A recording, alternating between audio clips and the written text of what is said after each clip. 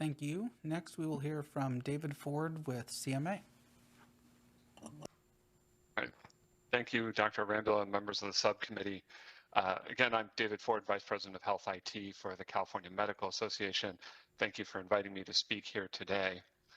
In general, CMA is strongly supportive of the use of telehealth. It's a powerful tool that patients can use to connect with their chosen physicians. And as we all know, during the pandemic, it was a literal lifeline for both patients and physician practices. That being said, we unfortunately have a very mixed reaction to the telehealth trailer bill language proposed by the administration.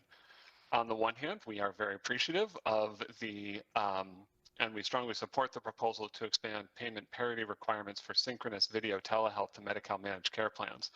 We believe this will result in greatly expanded access to telehealth for some patients in managed care. And at the same time, like the other speakers before me, CMA must respectfully oppose the proposal to create a new and lower fee schedule for phone-only telehealth. This proposal, if enacted, threatens to cut off a key tool that physicians and patients can use to gain access to care. But to start off, it's important to clarify what CMA and other stakeholders are actually asking for in this policy. All of us will acknowledge that some treatments, namely any one that requires the physician to lay hands on the patient, cannot be provided through telehealth. But when a physician provides a treatment, it should be reimbursed the same, regardless of the modality under which it is provided.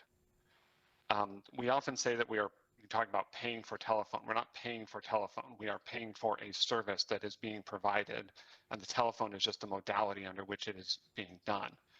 I do also feel it necessary to answer one comment made by the department. Medi-Cal rates in non-FQ settings are not and never have been based on provider cost. If they were, I think, Mr. Chairman, you know firsthand, they would be much higher across the board.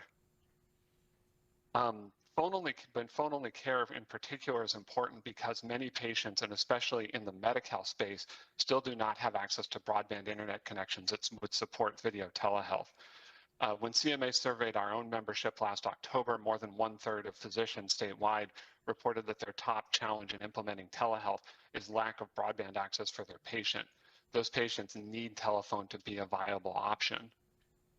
And furthermore, when lower income patients do have access to the internet, it's often through their smartphone. Smartphone dependent patients may be reluctant to have a video visit because they may have data caps, limited cell phone minutes, or other constraints that are artificial but come from their phone plans. At a time when the state is rightly focused on expanding health equity, this proposal moves in the wrong direction. It would create a new class of haves and have-nots in telehealth, depending on whether a patient has access to broadband internet. So as the other speakers say, and I will echo them, CMA requests that the committee reject this proposal and instead embrace full payment parity for all telehealth modalities as is proposed in Assembly Bill 32. Thank you. Thank you very much. Next, we will hear from Jennifer Stoll